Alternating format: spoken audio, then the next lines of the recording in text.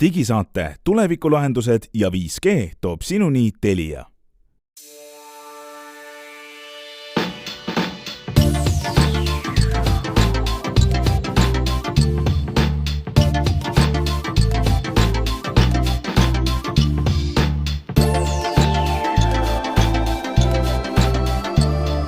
Tere, head kuulajad, alustab nimetu digisaate järjekordne episood 6. veebruaril aastal 2023 ja teieni toovad selle saate Hans Laugas, Henrik Nooremaa, Meelis Väljaväe, Glen Pilvre. Ja me räägime täna sellest, et Samsungi telefoni on 50% stuudios osalejatest väga lähedalt tutvumust teinud. Mis see uus Samsungi telefon endast kujutab ja miks see nii huvitav on, kuulame. Räägime sellest, kuidas suusahooaeg veel käib ja aeg on oma suusatamised filmida üles mini pisikese seikluskaameraga. Siis high-res heli kõrvaklappides, kas see on suur müüt või selle on tõde taga. Ja lõpus räägime võib-olla paar kasulikku praktilist ID-teemalist uudist ka.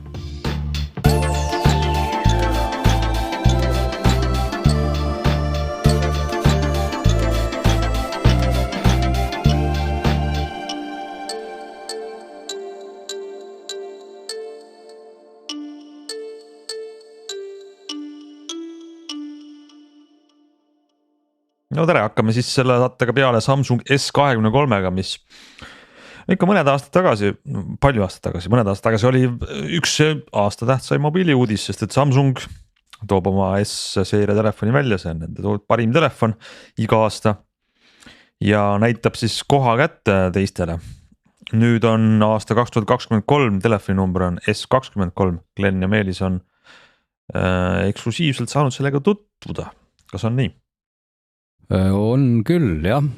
aga mina pean muidugi kohe ära ütlema, et kas mul on nagu mäluprobleemid, aga mulle praegu isegi väga palju ei meenu, mis seal kõik nii palju paremaks läks. Mulle esimesena meenub, et sensor on ühel nüüd või selle ultral on vist 100 megapiksil, 200 megapiksil, see jäi mulle meelde, kui nagu sellisele fotohuvilisele ja mingi laadimiskiirustega läks ka asi natuke paremaks, aga ma pean nagu tunnistama, et me oleme nagu kuidagi jõudnud sinna ajajärku, kus ei saa öelda, et nagu nüüd et vaat nüüd on lõpuks Samsung saanud valmis ägeda telefonist, minust ta juba sai eelmisel aastal ägeda telefoni valmis. Ja üle-eelmisel ka või? Ja üle-eelmisel ja 3 aastat nii me võime tagasi. minna tagasi ajas, jah. Linnatänavad on täis, poliitiku reklaamide asemel hoopis neid reklaame, kus on 3 kaamerat üksteise all. Ja see on see Samsungi, ma saan aru, mul ei tule meelde, mis see märksõna on, aga 3 kaamerat ei ole ju midagi erilist, et mis Samsung, Ultra, tegelikult need, kuidas ma ütlen, mudeli valik on põhimõtteliselt siis jällegi 3 mudelit, S23, S23 Plus, S23 Ultra, et S23 ja 23 Plus on siis nendest need pisemad, tavaline siis S23 on siis see kõige pisem, kus on näitajad kõige tagasihoidlikuma telefon kõige väiksem, siis on keskmine ja see kõige suurem on see, kus on kõik siis tipus, see 200 megapiksline sensor. Kaameraid on seal põhimõtteliselt siis kokku lausa ju 4, eks ole, et jah, lainurk või ülilainurk, mis on siis on tavaline, see kesk või lainurk on siis 200 megapiksline ja siis on 10-kordne optiline zoom samuti ja siis oli kas me vist ka 3-kordne optiline zoom, et nii et aga see ka ei ole midagi sellist erakordset, et nüüd enne ju ei olnud, et on siin mõlemal nii Samsungil kui Huawei'l olnud neid 10-kordse optilise zoomiga kaameraid ka ennem, aga siin on see koht, kus nüüd üle Meelis aitab meid hädast välja ja värskendab siis ka mälu, et mis seal veel põnevat nendel oli. Tegelikult mulle tundub, et kõige olulisem ongi ju see, mida sa ennem ütlesid, et mitte see, mis on muutunud, vaid see, mis ei ole muutunud ja miks ei ole muutunud. Esimene asi ongi see, et tegelikult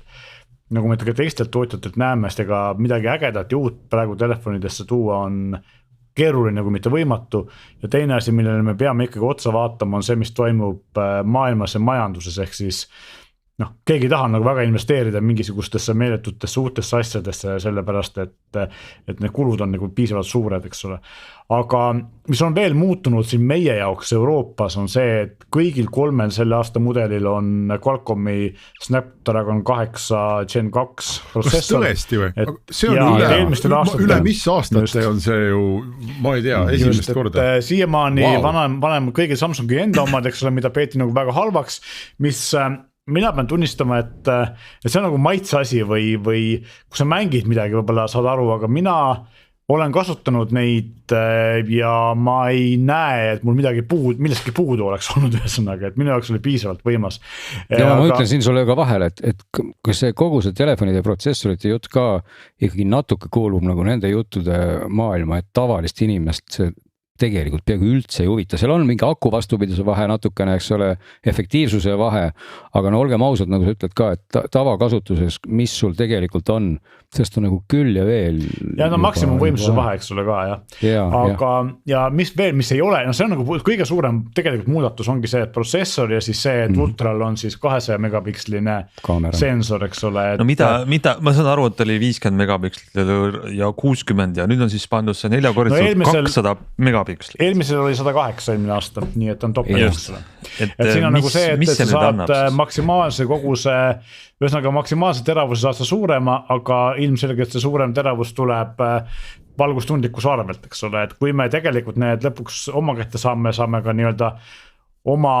äranägemise järgi neid pilte teha, siis me saame vaadata, kuidas see välja tuleb tegelikult. No ega neid... Küll aga on see, et Samsung on pannud ikkagi rõhku kaameratele ja just nagu mitte rauale niivõrd kuivõrd selline Google'i moodi või Apple'i moodi tarkvarale ja tehisintellektile seal ja kõik, kes on nagu pilte sellega teinud, ütlevad ikkagi, et tulemus on eelmise aastaga võrreldes märgatavalt parem, isegi siis, kui see raud ei ole nagu palju parem, eriti nendest odavamatel mudelitel, eks ole, kuna selle kõige kallimal on siis see sensor ikkagi täiesti uus, aga teistel on nad natukene muutunud, mitte nii palju muutunud, aga softi osa või nii-öelda see töötus on omajagu muutunud paremaks. Ei oska ise öelda, pole veel nii palju, kui me proovisime pilti teha, siis sellest ei saanud koha peal väga aru, eks ole, aga arvutis ei saanud võrrelda. Aga tõenäoliselt see nii on, et seal ikkagi mingi edasiminek on toimunud. Ja natuke on kandilisemaks läinud, kellele meeldib, kellele mitte. Kui tagumise külje kaamerad olid eelmiste mudelitel 2-3 aastat samasugust, nüüd on ka kaamerates need ümbrised läinud natuke teistsuguseks, ehk siis disain on natuke muutunud, nad on nüüd odavamate mudelite samasugust nagu Ultral. Aga mulle endale meeldib ikkagi nagu eelmine aasta, nagu selle aasta meeldib kõige rohkem see tavaline, kõige väiksem mudel, mis on ikkagi pisike ja ma siin võrdsin võrdluseks nagu kas see pisike on 6,1 tolli? Just. Ja siis ma võtsingi nagu võrdluseks... Ma tahan rääkida pärast sellest. Et see ei ole tegelikult pisik, eks ole. Ja ma võtsin siin võrdluseks, panin maksimaalse kõrguse 15 cm ja maksimaalse laiuse 72 mm ja panin nad võrdlusesse ja siis ma vaatan, et tegelikult uuemaid kaasaegse telefone on võimalik täpselt ostagi 3 tükki, Androidi siis, eks ole, on Asuse Zenfone 9 ja Galaxy S22 ja 23 ja lisaks on siis reaalselt ostetavades telefonides ka iPhone 14, 14 Pro ja 13 ja ülejäänud sellised tuntud telefonid on kõik suuremad, eks ole, nii et me võime naerda sellele, et see 6,1 tolli on tegelikult suur, aga ta mahub enamusel inimest ilusti kätte ära, mida suuremate ja seda saab ühe käega kasutada, mida suuremate telefonide puhul, niisama lihtsalt öelda ei saa, eks ole. Ja et see on selline ajalugu kaduv suurus, mida nendele, kelle väiksed telefonid meeldivad ja Androidiga telefoni tahavad osta, siis paratamatult valik on täpselt need 3 mudelit, mida ma just nimetasin. Ja ma ütleks nüüd siia veel vahele, mis oli selle pikslite ja resolutsioonide kohta, et see kogu see jutt, et eks see on ka jutt sellest seeriast, et rääkida saab alati seda juttu, mida parajasti on vaja, sest et kui me mäletame, oli ka aeg, kui räägiti, et meil on suhteliselt vähe piksleid, sest nad on suured ja hästi valgustundlikud ja sellepärast on kõik väga hea. Siis samamoodi võib rääkida, et meil on hästi palju piksleid, sest et see on ka väga hea, sest neid on hästi palju, aga tegelikult mida paljude pikslitega tõesti saab hästi teha,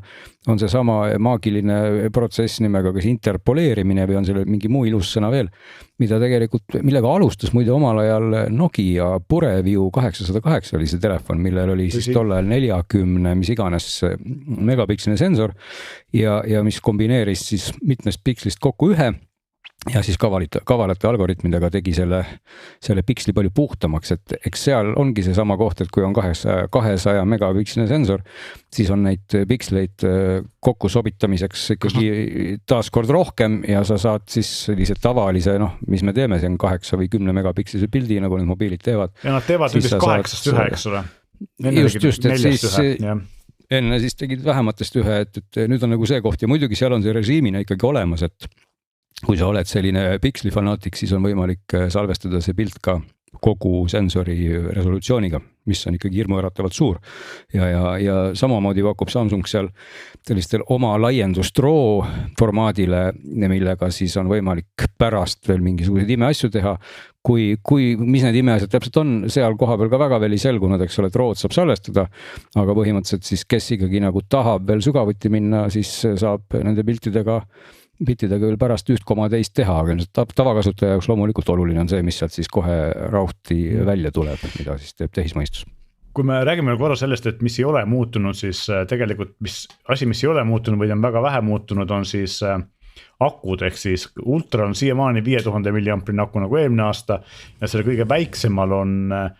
eelmine aasta 3700 mAh, selle aasta on 3900 ja natukene no põhimõtteliselt mõlemal on 200 mAh tulnud juurde, nagu lihtne isegi öelda. Nendel nii-öelda odavamatel mudelitel. Kahel odavamal, jah. Aga mida on ikkagi nagu selle väiksemal on suhteliselt vähe, sest asuse sama suure telefon 4500 ja võiks nagu olla natuke rohkem, aga saab ilmselt hakkama. Ja teine asi, mis on veel ma ütlen siis vahele, et keskmisel on 4700 nüüd, kui juba me need numbrid üles lugesime, et 3900, 4700, 5000. Ja iseenesest teine asi, mis ei ole muutunud, on siis laadimise kiirus, et kui sellel Ultral on samamoodi nagu eelmine aasta täiesti arvestatav 45-wattine laadimiskiirus, siis väiksemal plussil ainult kõige väiksemal, jah. Kõige väiksemal on siiamaani 25 vatti, mis on tänapäeval ikkagi üsna vähe, et okei, see aku on tõesti väike ja ta laeb selle 0-100 ikkagi tunni ajaga ära, aga vaadates konkurente, siis see ei ole enam väga kiire. Ma küll ei oska öelda, palju iPhone'il tänapäeval on, aga äkki on rohkem. Kui 25 vatti nagu on natukene ajale jalgu jäänud. Ja aga juhtmevaba laadimise kiirus on endiselt aeglane. Just, et seal ka... see on kõigil sama, see ei ole teistel, hiinlastel on jah, standardi peal on ta sama. No jah, aga neid hiinlasi ikkagi, ma iga kord ütlen, neid tegelikult on, OnePlus on ju esimene, mis meelde tuleb, siis on kohe seal järgi Huawei veel võib-olla ja Xiaomi'd ja kõigil on neil see. Just, aga siin on see aga, et kõigil ükski nad ei järgi standardeid, selle oma kalli laadija, mis on piltikaga, mis teeb kõvasti häält, eks ole. Kui sa tahad osta G-standardi laadijat, mis igat asja laeb, siis sa pead jääma selle 15 või isegi 10 vatti juurde, et tegelikult Apple'i MagSafe on ka 15 vatti, nii et kui seal ei ole MagSafe, on tavaline, siis ta läheb 10 peale alla. 7,5 lausa. Apple, jaa, nii et seal jah ei ole mingit muutust. Samsung ongi nagu selgelt, et sest oma laadijad nad ei ole siis nagu välja toonud, mis laeks kiiremini, et ma pean nagu tunnistama, et see on tegelikult mugav omadus, et minu OnePlusil on see laadija olemas ja tegelikult on väga hea visata sinna ikkagi telefon peale mingisuguseks suhteliselt väikeseks ajaks ja saada suhteliselt palju laetud. Ja aga kui sul näiteks on autos tänapäeva juhtmevaba Android auto või Apple CarPlay ja sul on see juhtmevaba laadija, eks ole, siis nagu jah, aga teistpidi ka jälle, kui laadijatesse mitte kinni jääda, aga kui autos on see laadija, ma pean ka ütlema,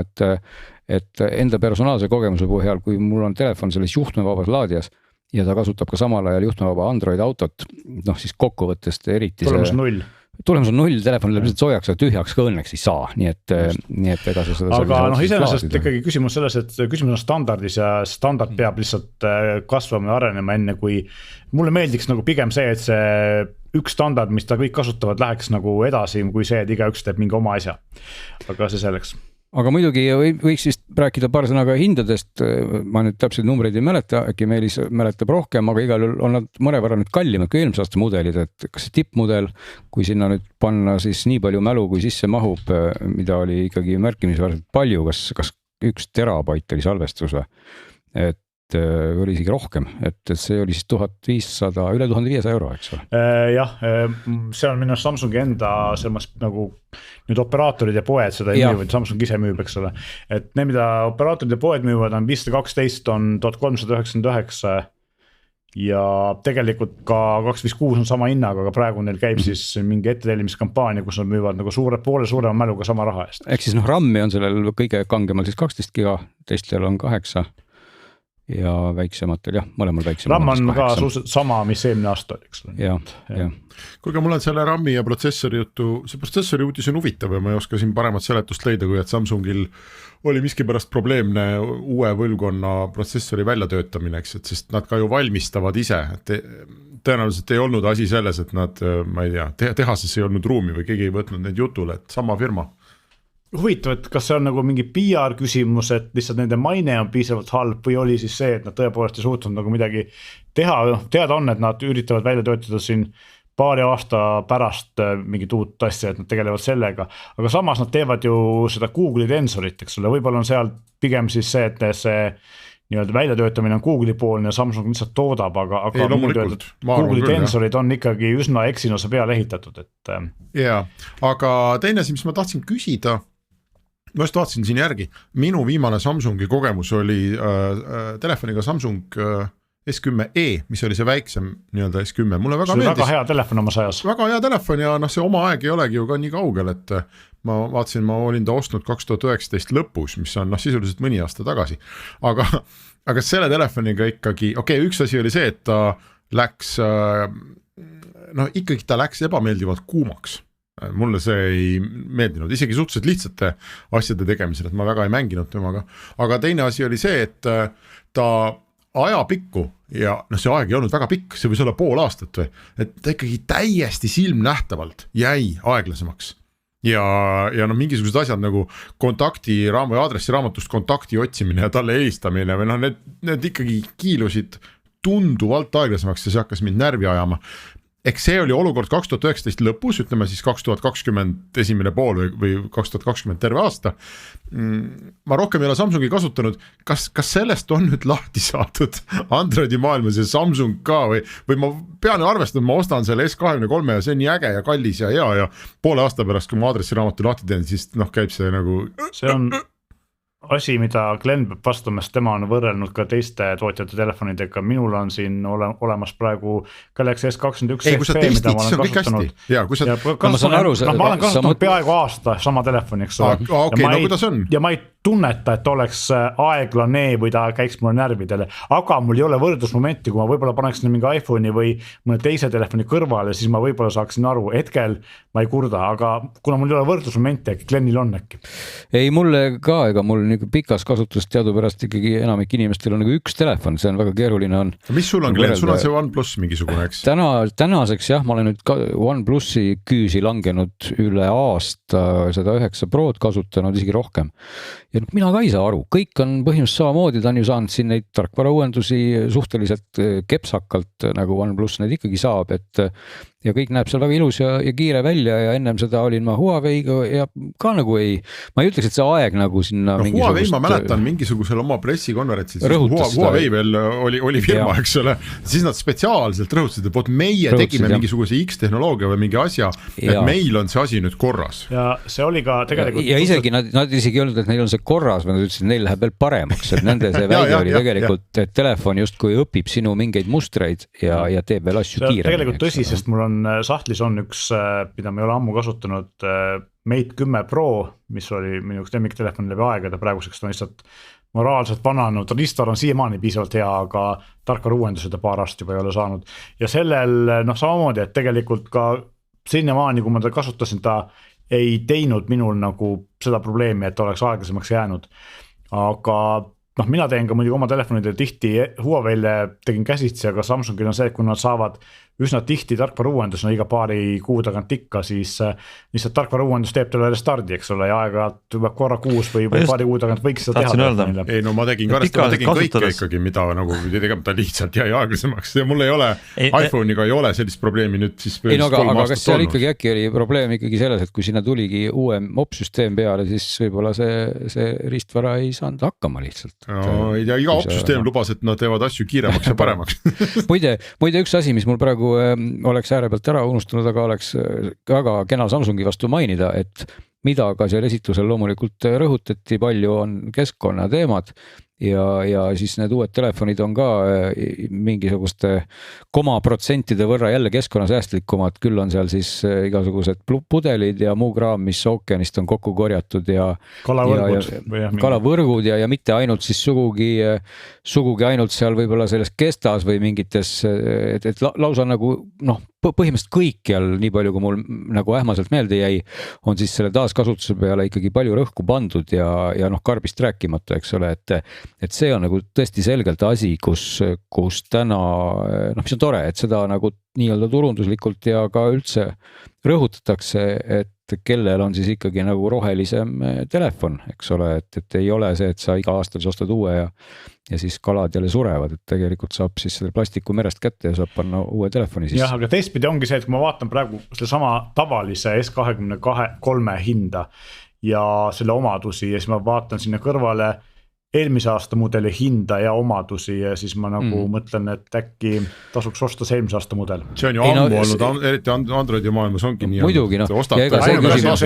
kuidas saab seal tarkvara uuendusi, kui kaua, eks ole, aga kuna Samsung on ka selle teinud päris mitte nii heaks kui Apple'il, aga siiski ilmselt Androidi maailmas isegi kauem kui Google'ile pakuvad tarkvara uuendusi, nii et ja muide, see on ka teine asi, mis enam, mida enam ütlemata ei jäeta, et tarkvara uuenduste toepikkus, eks ole,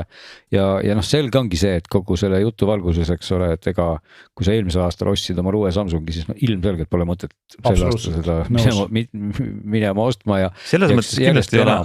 aga kui sa jahid parimat Androidiga telefoni, mis on turul, kas nüüd on ikkagi S23 Ultra või Plus on mis võiks olla see kandidaat? Aga ütleme, Ultra on ju tegelikult telefon, mis ikkagi kombineerib endiselt ka seda pliiatsi funktsionaalsust, eks ole. Nagu Samsung Note'il oli, jah. Et kui see oluline on, siis see on tegelikult nagu hea omadus ja nad on ikkagi suutnud sinna nagu juba eelmine aasta, kes ei ole selle aastal muutunud, üsna suure aku juures on nad suutnud sinna ka selle pliiatsi sisse ära mahutada, eks ole, see on tegelikult üsna arvestatav tulemus. Jah, et selles valdkonnas või selles kategoorias ongi ta ikkagi riiulilt võetavatelt toodetest ainus selline, mis on siis nii võimekas koos pliiatsiga. Ja, et kui me räägime siin kaamerast, siis siin võib tuua kõrvale mõne Vivo või mõne muu Hiina tootja sellise tippmudeli, millel mõnes kohas võib olla parem kaamera. Kui me räägime nagu kogu paketist, Eestis olemasolevast müüjatest ja korralikust toest pluss, kelle jaoks oluline, kelle jaoks mitte, aga korralikust eesti keelest, mis sees on, siis ega siin alternatiive väga palju ei ole, eks ole. Selles tippklassis. Eks see muidugi alati on huvitav kõik asju siis võrrelda, kui sa nüüd nii küsida, mis on kõige parem, eks see ongi see koht, kus loodetavasti mingi aja pärast saab panna need kaamerad siis siin tippmudelitel võib-olla kõrvuti ja mis seal veel on, et ega seal ei jäägi nagu väga palju midagi ju järgi, et see ongi see koht, et mida sa võrdled, jõudlust on ju küll ja veel, ekraanid on ilusad, laadimiskiirused, võib-olla aku vastupidavused, et see, millega sa tegelikult täna seda uut telefoni müüks hakkabki olema pigem juba natuke emotsionaalne on vale sõna, aga mingi selline täpselt nagu see keskkonnateadlikkus ja mingid, et sa nagu, sul on mingi tunne, mingi emotsioon, et sa ostad nüüd nagu kihvti ja ägedama asja. Tegelikult ju ka kaamerate puhul on see, et tegelikult see pildi kvaliteet mingites mõistlikes oludes on kõigil piisavalt hea ja see erine väga palju, et tegelikult tulebki siin, kas sul on vaja näiteks seda 10-kordset zoomi või mingisugust ultramakrot või kas sul on vaja ideaalset videokvaliteeti, mida siiamaani iPhone kõige paremini teeb, eks ole, et kõik need asjad on nagu, kas sul on seda ühte konkreetset asja vaja, sest kui me vaatame, siis üks tuntud YouTuber tegi hiljuti enne jõule või jõulude paiku tegi kaamerate pimetesti, kus oli mitukümmend mudelit ja seal ju võitis tegelikult nii-öelda kasutajate või vaatajate arvamuste põhjal Pixel 6a, mis on nagu selline ikkagi üsna soodsa hinnaga telefon. Aga oli ka superkaamera tegelikult, ma mäletan, kui ta välja tuli juba omal ajal, seda on kogu aeg kiidetud, eks. Ja, et see näitas ka tegelikult seda, et Google oli seda Pixel 4 või 2 saadik isegi seda ühte kaamera sensorit tuuninud ja kui nad nüüd läksid 7-ga üle, eks ole, sellele 50 megapikselisele mudelile, siis see ilmselt see tarkvara optimeerimine ei ole samal tasemel, kui selle eelmise mudelil oli. No selge. Igatahes Samsung 23 on nüüd väljas, ma saan aru, et vist tänasest peaks ka müügil olema ja lähme juba esimesest oli, jah. Esimesest on ette tellitav ja saadaval peaks olema ametlikud äkki, ma ei mäleta kuupäeva, aga tõenäosus on nagu tavaliselt Samsung mudelite puhul on see, et saab varem kätte, kui on see ametlik kättesaamise aeg. Nii et kellel huvi on, siis igatahes saate väga hea telefoni, kui selle endale ostate. Võtame järgmise teema, Glen juba keerutab käes ühte Rubiku kuubikut, millel kõik küljed on sama värvi, väga igav kuubik on see, ma saan aru, aga tegu on uue seikluskaameraga. Ja GoPro'l tegelikult me rääkisime, kui siis värskendada enda ja kuulajate mälu, oli see eelmise aasta lõpus. Paar kuud tagasi, oli detsembris või? Ja väga äge uus. Jaa, see sai igati selline jutt, mille siis ma soovitaks üle kuulata, sest ka endale ka täpselt ise enam ei mäleta, mida me seal rääksime, aga mul jäi meelde, et see oli üsna positiivne arvamus siis GoPro Black Hero Black 11 on siis see kaamera, aga sedapuhku GoPro ei piirdunud siis ainult selle nii-öelda tavalise ristkülikukujulise tikutopsiga, vaid tõi välja ka versiooni mini, mida ta muide tegi mingis väga kauges minevikus samuti. Üldse ei mäleta, mis asi on GoPro mini ja miks on see olemas ja miks ta on parem kui GoPro ise on juba üsna mini? No mul on siin juhtumisi ka see vana mini kõrvale võtta, et see nii-öelda originaalne mini, mis siis ilmus aastaid tagasi, oli nagu erakordselt mini, et see oli nagu kuubik ja selle põhiline väärtus oli see, et oli mini ja seetõttu siis igale poole külge pannes õhutakistus väiksem, kaal väiksem, kõik on seal väiksem ja teda on lihtsalt parem kasutada sellises kontekstis, kus sul on vaja väiksemat kaamerat, olgu see siis kiivri küljes või kus iganes, eks ole, ja iseenesest see kontseptsioon või mõte teha nagu väike kaamera, nii-öelda aktsioon seikluskaamerana on ju väga hea mõte ja nüüd siis GoPro selle mõtte teostas uuesti. Küll esimene emotsioon, kui ma selle kaamera nüüd kätte sain, neid esitleti koos, aga kohale jõudis see mini just nüüd nendel päevadel. Mini Black 11 Hero ja Black Mini. Ta ei ole enam nii mini, et ma natuke nagu kohe pettusin, et võtsin selle vana mini, panin siia kõrvale ja tegelikult, et see nagu objektiivi ümbruse selline kast või siis ruut on põhimõtteliselt siin sama suur, nagu oli siis terve eelmine mini. Et kui ma nagu niimoodi iseloomustaks, et võrreldes siis selle tavalise 11 Heroga on see mini lihtsalt umbes 2 sentimeetrit lühem, et ta tõesti eestpoolt vaadates moodustab nüüd ka ruudu. Et kõrgus on põhimõtteliselt täpselt sama ja paksus ka on isegi vist marginaalselt suurem, aga umbes samas klassis ja tagumise külje asemel, kus siis suurel GoPro'l on ekraan, on siia pandud hoopis tegelikult radiaator, mis peaks seda jahutama lausa selline võreline asi, sest et tegelikult kõik see võimekus ja kõik see mis puudutab neid seesmisi näitajaid, ongi identne, nii et tegelikult võib kuulata ka meie kuule, see on väga tore uudis. Ma tahtsin just küsida, see on jube põnev, sest et tavaliselt on niimoodi, et tehakse mingi, eelmisest teemast olite nii hoos, et ma ei hakanud sekkuma, aga väikeste telefonide igatsus on, mis tehakse alati kehvemate, nagu üldse tehakse, enam ei tehta, et kas väike mini on siis ka kehvem kaamera või lihtsalt napib seda ekraani? Täpselt, väike mini ei ole nagu üldse kehvem kaamera, et tal ei ole, ei ole siis eesekraani ja ei ole ka tagaekraani, et selle asemel siin taga selle radiaatori sees on hoopis veel ühed lisatiivakesed või lisakinnitus ehk et GoPro'l teatavasti on sellised lahti volditavad tiivakesed, mis siis selle klambri külge kruvitakse, et kui tavalisel GoPro'l on neid siis ainult all. Nii et kui sa paned selle kaamera siis näiteks ütleme mootorratta kiivri küll eriti, kus on võib-olla kiiremad kiirused ja see kaamera on ikka üsna süke suur ja veel istub seal kõrgel ka, sest see kinnitus on all, siis nüüd on võimalik kasutades neid tagumisi tiivakesi siis panna see kaamera tükk maad madalamale ehk et sa kinnitad selle kiivri peale, aga ta jääb siis sinna kinnituse külge, nii et kinnitus on taga ja kaamera siis istub palju lähemal kiivril, ei ole sellist torni või kas või lähed suusatama, paned suusakiivri külge ka kaamera, siis ei ole sul peas mingit pulka kaameraga, vaid kaamera istub seal üsna kiivri kohal. Aga loomulikult ekraane pole, sellest saab igaüks aru, et ekraane pole, et siis tuleb kõiki muid asju teha tele. Muide, tegelikult ma valetan, siin peal on siiski üks tilluke ekraan, et mis on tõesti nagu erakordselt tilluke, et kui ma selle kaamera nüüd sisse lülitan, siis on siin natuke isegi meil omavahel küll näha kaamerasse, kui väike see on, selline mingi sentimeeter korda mingid millimeetrid, selline pisikene monokroomne teksti, graafiline ekraan küll, aga loomulikult mitte kujutiste vaatamiseks, vaid siis tekstide lugemiseks ja tegelikult saab selle pisikese ekraaniga ka nagu hädapäraselt enamikke nendest seadistustest ikkagi muuta erinevate 2 nupuga, mis on siis see sama päästik ja siis siin ees on üks nupp. Nii et nagu omal väga hallil ajal, kui GoPro'sid samamoodi tuli nuppude konfigureerida, et natuke samas laadis on see, aga muidugi ütleme, et selle kaamera selline, kui ma nüüd tahaks nagu lühidalt kuidagi kokku võtta, et põhimõtteliselt kui teie kui kasutajate muster on selline, et te panete selle kaamera kiivri külge või auto külge või panete selle kusagile külge, siis ausalt öeldes on see mini nagu igas mõttes väga okei variant, siis tegelikult ekraani pole vaja. Niikuinii sa paned selle kaamera külge ja enamasti, eriti kiivri külge pandaval kaamera puhul,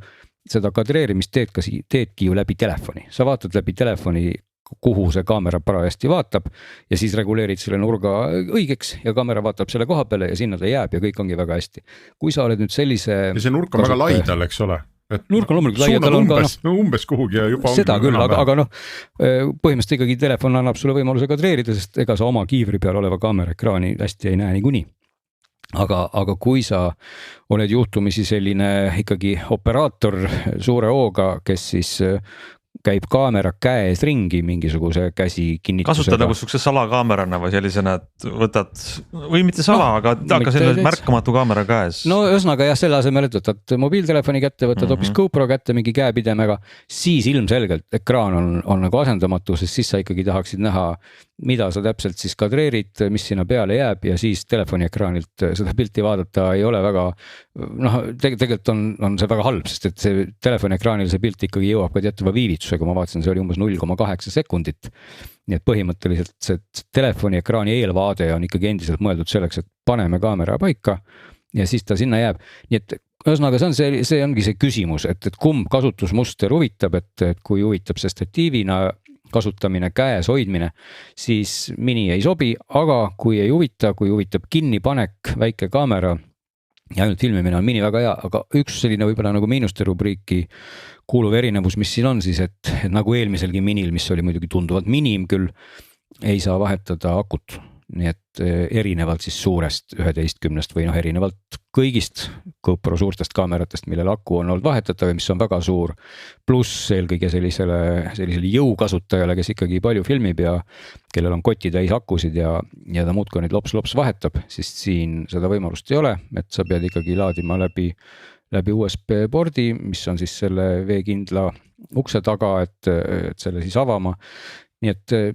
see miinus täpselt samamoodi, aga loomulikult kuna ekraane pole, siis see kaamera on ka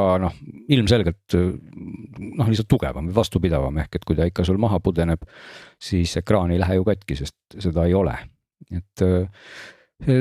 Nii et selline erinevus neil on, hinnavahe on ka umbes, ütleme kõik teevad praegu mingisuguseid selliseid riiulisoodukaid, ma vaatasin, et muidu nagu tavahinnana oleks nad 550 oli vist tavaline ja mini oli 450, aga täna kõik pakuvad siis tavalist 11 450 justkui soodukaga ja minit pakutakse siis 400-ga. Nii et see hinnavahe on täna 50 € ja nii. See on lihtsalt veider alati, kuidas Eestis neid asju edasi müüakse, sest et ma vaatan seda sagraami GoPro.com veebilehelt, kust Eestisse saab selle osta siis 300-ga ja 350-ga, nii et lausa euro, ei muide see euro hindu sulle või? Tead sa, ma arvan pane tollimaksud ja kõik muud asjad otsa. Jaa, aga võib-olla tead sa vaatad ühte sellist hinda, kus on üks väike kiri jäänud võib-olla märkamata, nimelt GoPro pakub täna seda pilvepõhist teenust ja kui sa võtad pilvepõhise teenuse, ongi kõik hinnad 100 € odavamad. Jah, täpselt see ongi see mõne. See on see nõks, ehk et aga arvestada tuleb seda, et pilvepõhise teenuse maksumus oli, kui ma nüüd ei eksi, oli see 50 € aastas. Nii et põhimõtteliselt selle nagu mõte on ikkagi see, et sa jääks siis sinna konksu otsa ja siis nii-öelda supsutakse oma 50 € aastas, nii et tegelikult loomulikult täna on igal juhul see ju mõistlik võtta, sest ega keegi ei kohusta sind seal aasta otsa olema ja igal juhul on mõtet see pilveteenus võtta, sul on seal tasuta salvestusruum igasuguste muude hüvedega. Tundub, 350 € on koos selle pilveteenusega siis see uus kaamera, et eurodes Eestis seda tarne, nii et igatahes soodsam kui osta nii-öelda otsa edasi müüa. Ja mulle isegi tunduks, et see võiks olla 300 € koos pilveteenusega, aga võib-olla $300 oli, et see valuutavahe on siiski nii suur, et tuleb 350 €. Sest meie hinnad täna letis, nagu ma ütlesin, on 450 tavaline mini või tavaline 11 ja 400 on siis mini ja kui see nagu matemaatika kehtib, peaks sealt tegema veel -100 selle pilveteenuse eest, aga võib-olla siinkohal ma praegu eksin, et see on siis äkki siis -50. Igal juhul on see soodsam, igal juhul tasub kindlasti seda võimalust uurida, ehk et kui te lähete täna GoPro'd ostma, siis igal juhul selle pilveteenuse peale tasub mõelda, sest GoPro on sinna palju energiat ja rõhku pannud, et see oleks nagu äge, aga muidugi, kui sa oled selline üks kord aastas käid suusareisil,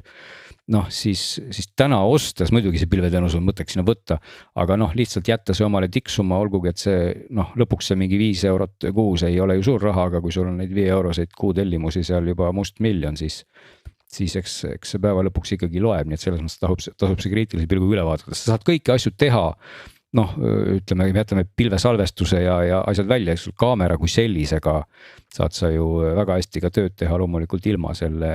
teenuseta oma faile telefoni laadida või arvutisse laadida või mida. Kuulge, aga rääkige mulle te suusareisil käijad. Ma olen ka mõnel suusareisil käinud, et mis see GoPro kasutamise selline järelm või köögipool on, et ma kujutan ette, kui ma tahaks mingi paar laskumist filmida, siis ma võin endale iPhone'i põhimõtteliselt teipida kuhugi rinna külge ja ma sean poole tunniga need video filmitud või et kui sa juba GoPro'ga lähed, et kas siis ütleme, kui sa lähed 4 päeva mäele, et sa siis põhimõtteliselt kogu aeg sõidad sellega ja tuled Eestisse, sest sul on tundide kaupa materjali, et mis see GoPro omamise mõte on, kui sa ei ole, ei tee seda mingi, ma ei tea, telesaate või mingi spetsiifilise eesmärgiga, et teed enda nagu koduvideona, et miks sa just selle GoPro võtad ja miks sa ei tee lihtsalt paari sõitu umbes telefon käes või midagi sellist? No ma võib-olla vastaks selles esimesena, et esiteks vastates ongi see küsimus väga asjakohane, sest ilmselt väga paljud võib-olla filmivadki üles kõik oma suusareisi ja siis jääb mingisugune 100 gigabaiti kuskile tolmama. Mingisugust värisevat, mingit segast ei, no muidu nad ei värise, sest et GoPro pilt üldse enam ei värise, et stabilisaator on siin nagu ülihea, aga ikkagi ta jääb sul kuskile kataloogi ja siis ta seal on ja kui ta on sul olemas, siis sa võib-olla vaatad seda heldinult 5 aasta pärast, aga seda on loomulikult igav vaadata, siin ongi tõttab appi ka selline tehisintellektne montaaži võimalus, mida ka ju GoPro pakub ja pakuvad ka igasugused muud tootjad, ehk et sa laed siis oma või on su asjad seal GoPro pilves üleval ja ütled kohe, et palun siis tee mingite highlightidega video, sest et ta ju on tag'inud ära seal võib-olla mingid kukkumised, mis G-sensoriga on jäädvustunud ja nii edasi ja siis sinu suusareisist võibki moonduda valmis selline paariminiutiline või lühem. Ta teeb seda ise ja teeb reaalselt nagu ägedalt või? No jah, niivõrd kuivõrd, eks ole, et loomulikult, kui sa tahad sinna vahele ikkagi pikkida võib-olla sellist päris elu ka, et sa võtad kuskile õhtusele koosviibimisele GoPro ka veel kaasa ja viskad sinna mõned jutunaljad, siis filmid selliseid olenguid ja siis sinna sekka ka mäeasju, et loomulikult sa pead ikkagi olema sul peab olema huvi ja sa pead selle natuke tegelema, eks ole, et kui sa tahad seda lõpptulemust saada, eks ta läheb natuke sinna samma rubriiki, et vanasti olid kõigil millegipärast kaasas videokaamerad ja kõik asju filmisid, siis põhimõtteliselt ainuke rõõm oligi see filmimise rõõm, sest ega vaadata keegi ei viitsinud pärast, et see oli mingi õudusune, nagu ma tegelikult vanasti oli, enam vist ei ole, ma ei tea, võib-olla minu sõpradel ei ole, aga vanasti oli mingi, lähed kuhugi külla, see oli nii ja nüüd hakkame reisipilte vaatama see on mingisugune 250 suhteliselt mõttetut pilte, mida siis kuskilt istuti ja vaadati ja nii, siin meie sööme kala, nii, siin meie oleme paadis no ma pean ka tunnistama, et sa ajad kellelegi Hansule külla, Hans on tulnud suusareisilt, nii ja nüüd vaatama jah, terve õhtu kõik istuvad. Aga sama siis on nagu salat, et eks inimeste võib-olla kombed ja sellised traditsioonid on erinevad, et võib-olla mõnele väga meeldib, kui on niisugune sotsiaalse koosviibimise üks telgesid on, et vahime pilte, kommenteerime neid. Ma arvan, sotsiaalmeedia on meid sellest lihtsalt päästnud, sest kui ma lähen külla, kõik ütleb, et nüüd hakkame vaatama meie puhkuse pealt, ei ma juba nägin, sa panid sinna. Kõik on nähtud, jah. Aga eks seal on see koht, eks ole, et kui sa võib-olla ise midagi räägid, et tõepoolest, et siinkohal ma ütleks, et oli veel ajastu siis, mida mäletavad need inimesed, kes on juba piisavalt vanad, et olid filmid ja diapositiivid ja siis oligi see koht, et kui oli sünnipäev, siis võeti välja diapositiivi projektor, paremal juhul pandi seinale lausa lahti rullitav ekraan, halvemal juhul sobis mingi puhtam voodilina ja siis sinna näidati siis eelmise sünniga pilte, tuli kustu ja siis pereisa siis viskas mõned naljad ja kõik naersid ja seda vaadati ja tegelikult see oli nagu omamoodi traditsioonina tegelikult ju kihvt, et ma nagu ei annakski hinnangut, kas see oli nagu hea või halb, see käis selle ajastuga kaasa, see oli selle ajastu tehniliste võimaluste nii-öelda lagi ja nii see käis, eks ole. Aga Henriku küsimusele vastates siis Ivan ikkagi selles, et sa saad käed lahti olla vist. Seda ka, ja see on omanik, aga mõte on see, et telefoniga, sa lihtsalt ongi üks käsi hoiab telefoni. Mina, kes ma olen kasutanud paari seikluskaamerat kuskil reisil aastaid tagasi, mina ütleks, et üks nagu põhiomadus, mina see kaasa võtsin, oligi see, et kui ma ikkagi tahan selle kuskil statiiviga mingisuguse kalju kohale tõsta, kui see telefon käest ära kukub, siis on nagu jama vajas, eks ole. Eriti see, et kui see on mu ainuke, kõik mu dokumendid ja kõik asjad seal on, siis on nagu jama suur. Aga sellest mul ei ole väga palju kahju, eks ole, ja ta on ka tugev, et kui ta maha kukub, juhtu ka midagi, telefoniga paratamatult võib juhtuda. Ja teine asi on minu arust see, et Glenn nüüd parandab, kui ma eksin, aga seikluskaameratele GoPro'l eriti on esiteks üks asi on stabiilsus, eks ole, mis võib-olla uuemate telefonidel on sarnane, aga mitte võib-olla ikka 100% ei, ta ei ole üldse nii hea. Ja teine asi on see, et minu teada ka seikluskaameratel siiamaani on fixed focus ja teiseks ka lai nurk. Ehk siis kui ma telefoniga on see, et ta hakkab mul mingit fookust otsima, siis tegelikult oluline osa läheb ja ma ei näe seda ise, kui ta on kuskil rinna küljes, eks ole. Läheb paigast ära, siis nagu nende seikluskaameratega seda häda ei ole, et sa ei saa olla väga loov siis režissöör seal, aga vähemalt kõik olulised asjad on sul korraga peal. Jaa, kõik need asjad on täiesti 100% õiged ja muidugi kui sa tahad veel astuda ühe sammu veel edasi oma seiklusesse, siis 360-kraadine kaamera on veel eriti lollikindel variant, eks ole, sest et siis pärast on sul kõike näha ja kui sul on juhtumisi selline virtuaalreaalsuskomplekt kodus, siis on eriti äge sellega siis personaalselt oma mälestusi värskendada, mis on tõesti kihvt, et sa vahid siis igale poole ringi ja või siis teed töötlusest sellest pärast selliste nurkade ja selliste vaadetega laskumise nagu vaja, nii et igal juhul ma ka kindlasti ütleks, et käes hoida telefoni kuskil suuremal suusamäel, sest ei ole hea mõte, et see võib halvemal juhul lõppeda nii telefoni kui enda vigastamisega ja ei, ma saan aru, et kogu aeg ongi, minu mõte oli see, et kui ma tahan paari laskumist filmida isegi paari, ma saaks see on nagu samamoodi, et et kui ma tahan autoga paar korda ilma turvavööta kihutada, et pole hullu. Kui sa tahad väga paar korda ausalt öeldes nagu kannatab ära, aga nagu see kogu aeg loomulikult mitte. Ma küsimus sellest palju, et kes sa pead olema või mis su hobid või mismoodi sa pead mõtlema selleks, et sul oleks vaja näiteks suusareisi jaoks GoPro'd. Et ühe-kahe laskumise pärast ei ole mõtet osta seda sadu eurosid väärt asja, seda kanda ja kinnitusi ja kõike seda jama läbi teha. Aga seda ju kõike saab ju rentida ka täna, et olgem ausad. Sa hakkad seda laadime ja failidega tegelema, et see on veel suurem koormus, nagu mentaalne koormus. See kõik Kulge, aga ma tahan tegelikult öelda, et see võib-olla käime suusareisil ja siis jagame kogemusi, muidu me tänane saade jääb siukseks ühe uudise saateks ja ma lootsin, et te olete käinud siin GoProdega kõik suusareisil ja saate mulle oma kogemustest rääkida. Mina ei ole kunagi elus käinud suusareisil, nii et selge, aukusin ma meeldivad pigem reisid Eesti kõledast talvest kuskile soojamaale, mitte nagu oota, kas sa soojamaa reisi kujutad ette, kõnnid kuskil Kanaari saartel tänaval mingi ma ütleks, et sellest võikski teha siis GoPro on peas kogu aeg ma ei ole selliseid turiste näinud veel alustame siis kohe siit Tallinnast, võtad siit kodu uksest välja astudes kohe, paned GoPro pähe ja Kanaari saartel oleks tegelikult meie isa võiks sinna mägedesse matkama minnes on täitsa asjalik, kui sa ronid niimoodi, et sa ei saa taha käes hoida mingit asja. Nii et selles mõttes kui matka ja ronimine, et seal on jällegi väga asjalik see. Jaa, aga võib-olla võiks oma kuulajatele muide öelda, kui kellelgi on ägedaid mingid suusareisi selliseid GoPro või ta võib olla ka, ma ei tea, Sony seikluskaamera või, et kui keegi on nagu tõesti teinud mingi ägeda asja sellest ja raatsid jagada meiega, vaataks viskaks pilgu peale. Aga ega siis kaamera tegelikult ei tooda ägedust, et ikkagi see suusataja tema valik ja kiirused ja kohad on siis see, mis ju lõpuks selle ägeduse toob, aga nüüd mina hea meelega teeks ettepaneku rääkida helist veel paar sõna. Oota, ma tahan ennem jagada ühe kiire uudise ära ka, kuna me rääksime siin e-valimistest ja hääletamisest, kus kõik on Eestist ära samal ajal või on suur tõenäosus, siis mina tubli kodanikuna uuendasin oma mobiil-ID-d ja tahan jagada sellist asja, et ma olin valmis selleks, et see on väga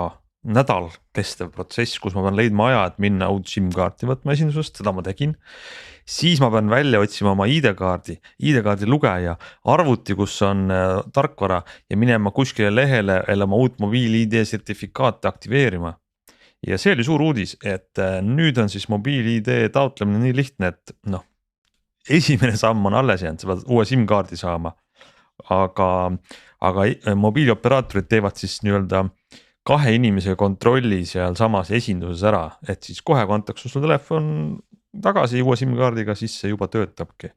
Mis on nagu, ma olin valmis ikkagi väga suureks piinaks. Nii et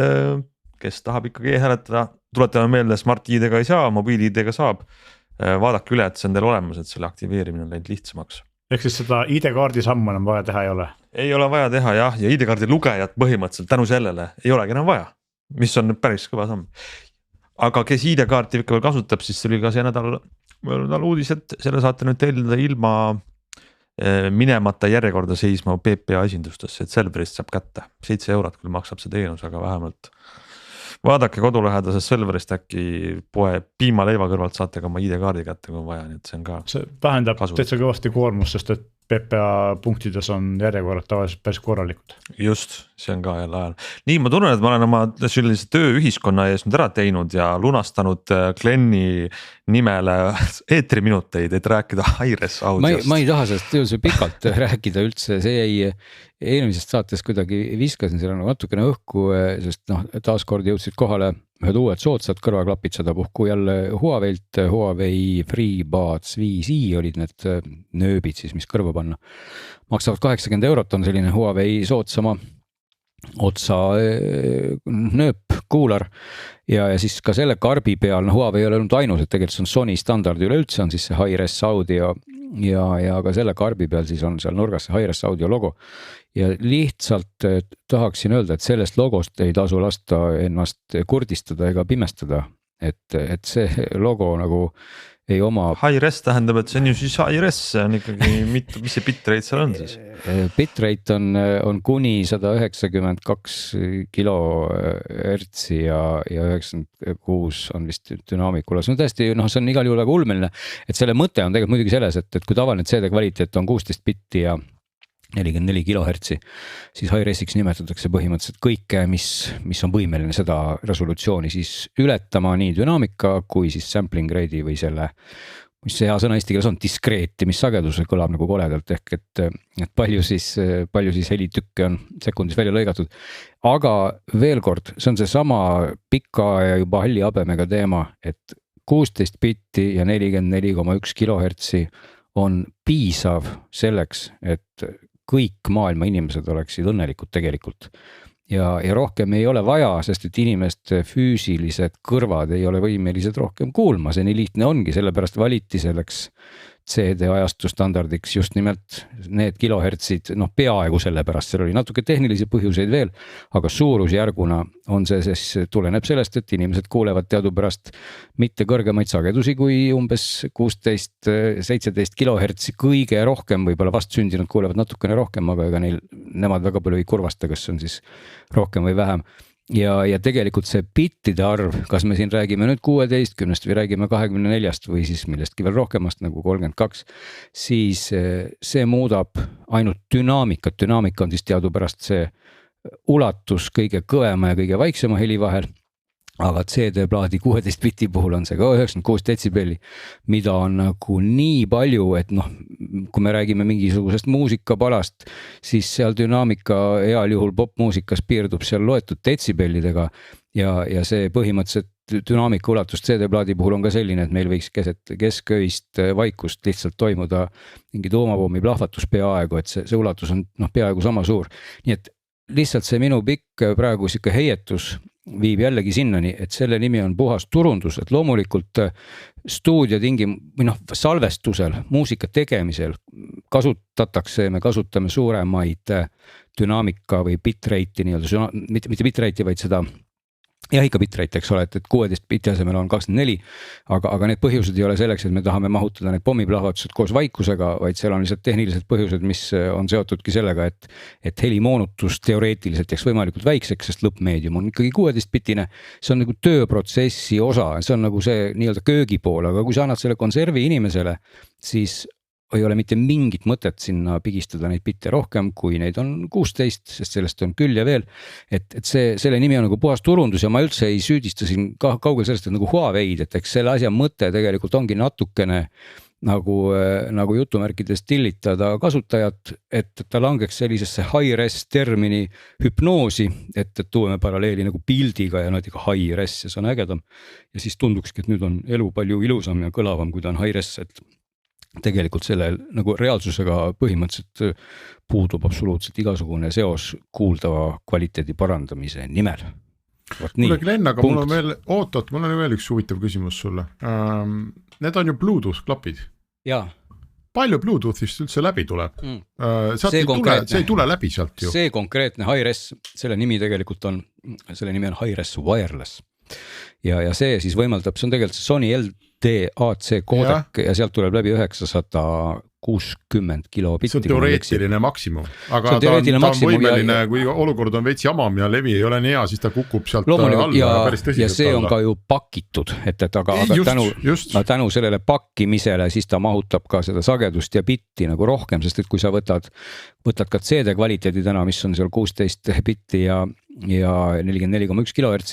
selle pakkimata voog on 1,4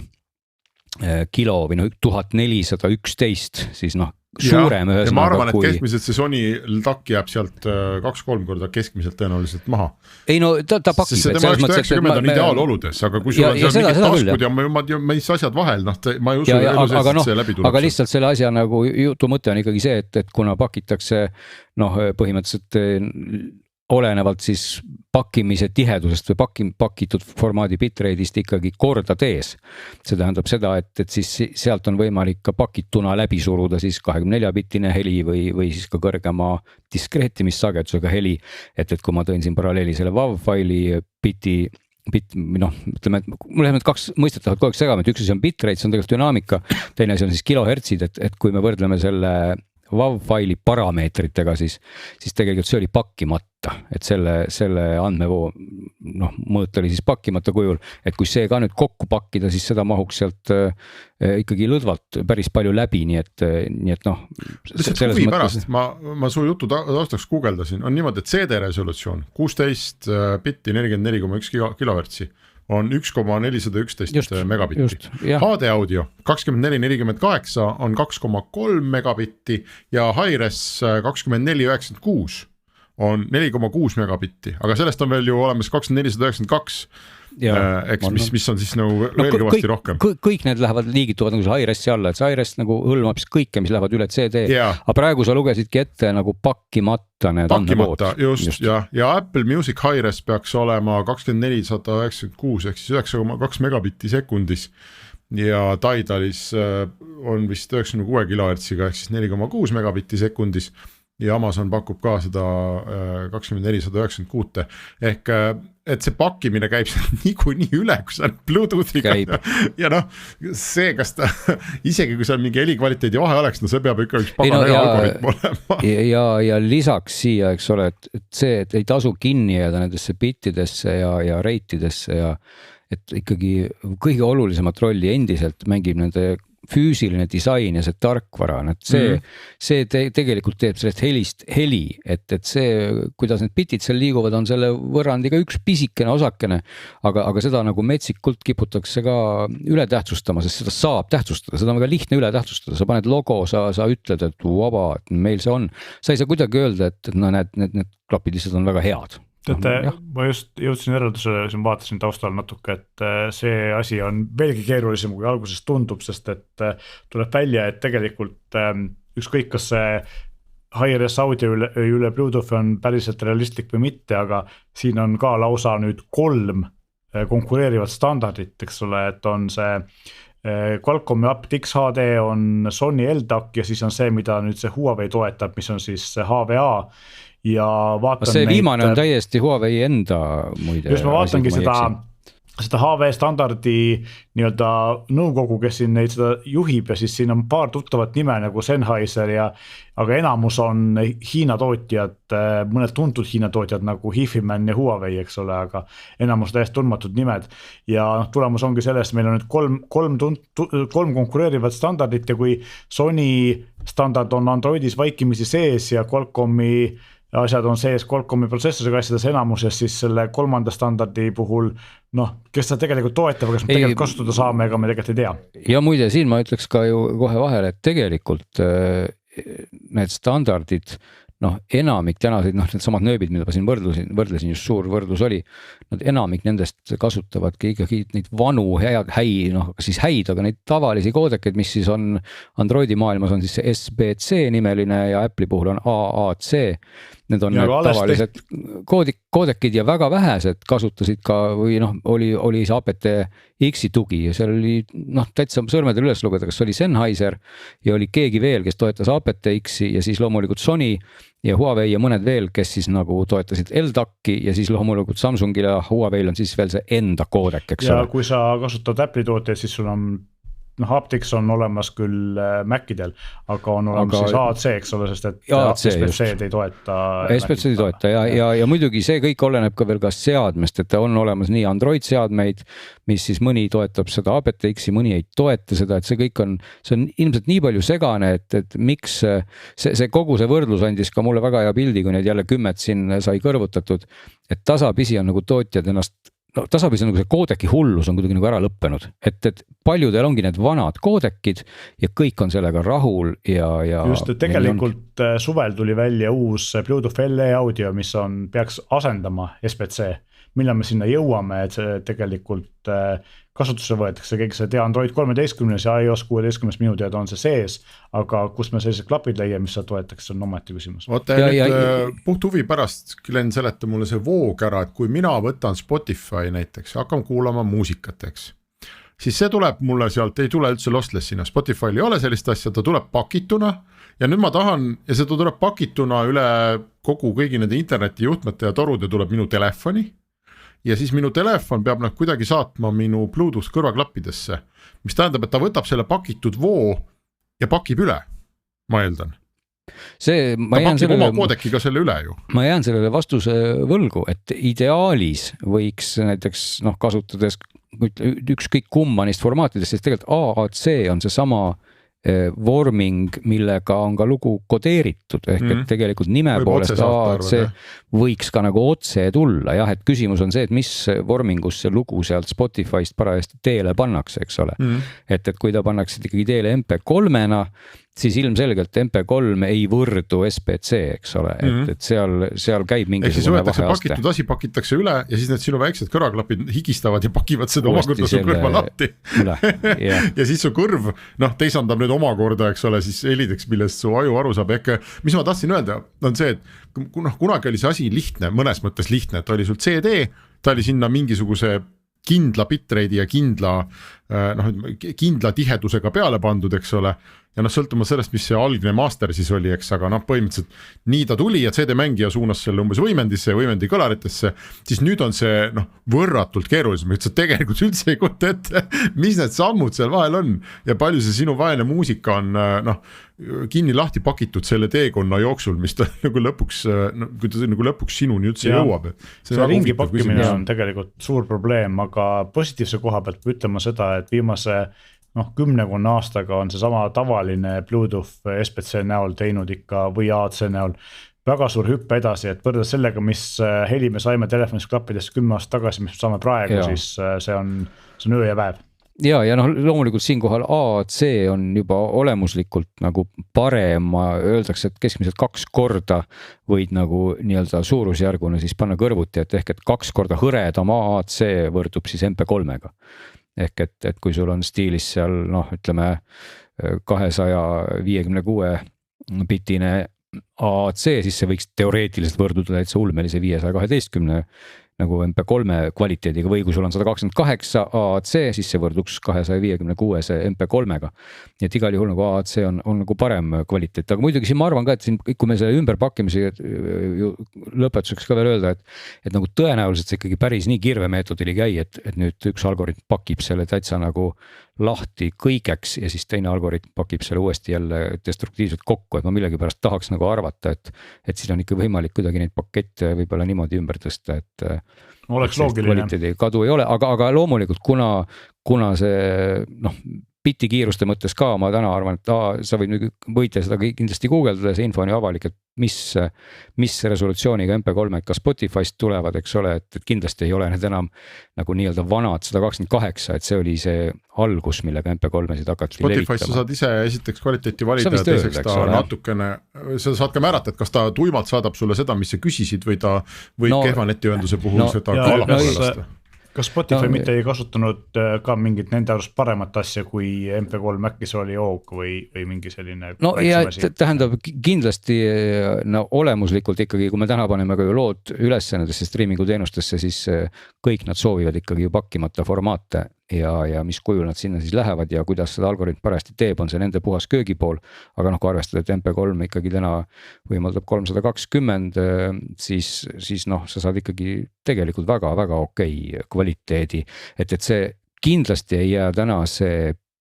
heli kvaliteet nende bittide taha, noh, see jääb selle kõrvaklapi taha, see jääb selle heli algoritmi ja selle keskkonna taha, kus sa oma nööpidega oled. Ja, et see, nii et seda müüti ei tasu nagu uskuda, et bittide taha jääb, et loomulikult on alati kõikides valdkondades olemas mõned inimesed, kes näevad ja kuulevad vähemalt enda arvates rohkem kui teised ja neid on võimatu ümber veenda, et kindlasti kui see teeb neid õnnelikumaks, et nad teavad, et neil on seal see high-res logo või see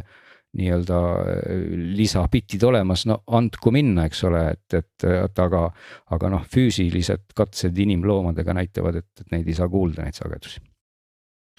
Ja, kas meil on, muide, kui me siin muusikast räägime, ma peaks ära õiendama ühe võla, ma ei tea, võib-olla see on meie saate viimane teema ka. Eelmises saates, ma ei tahtnud sellest üldse eraldi nagu teemana rääkida, et see ei olnud nagu oluline, aga kuna vist Glen rääkis midagi puhkpillidest, siis ma tahtsin öelda, et mina olen mänginud viimasel ajal täiesti haiget pisikest mängukest nimega Trombone Champ, trombooni champion, ja see on Xboxile ja Windowsile väljas. Ja juba mõnda aega vist eelmisest aastast. Ja nii palju nalja arvutimänguga ei ole mul ammu saanud. Ehk sa pead hiirega, põhimõtteliselt hiireklaviatuuriga mängima trombooni ja need palad on valitud selle järgi, et sul oleks võimalikult raske seda kõike teha. Ja et see kõlaks võimalikult nagu purjus šimpansi mingisugune tuututamine kusagil uusaasta peo varahommikul. See kõlab selline, mis nõuab muusikalist nii-öelda, kuidas öelda, muusikalist annet või ei nõua? Ta nõuab rohkem, natuke muusikalist ka, aga ma arvan, ta nõuab rohkem annet liigutada hiirt ülikiiresti, ülitäpselt. Täpselt sinna, kus see trombooni, kus need noodid siis nagu peaksid olema. Noh, ma arvan, et see mäng on ikkagi rohkem nali kui päris mäng, aga samas üllatavalt, sellest saab paremaks, kui trenni teha, nii et päris ainult nalja seal ka ei saa. Ühesõnaga, see oli selline väike kõrvalpõige, et Trombone Champi võib igaüks mängida sõltumata vanusest. Noh, siis me saimegi tänasest saatest nii uuemate telefonide soovitusi, kuidas parimat heli kuulata kõrvaklappidega või siis mida mitte uskuda, mida kõik tootjad oma klappide peale kirjutavad ja kuidas trombooni mängida hiire klikkimisega. See, ma arvan, et tõmbame saatele joone alla tänaseks ja järgmine nädal oleme jälle tagasi, nii et püsige lainel.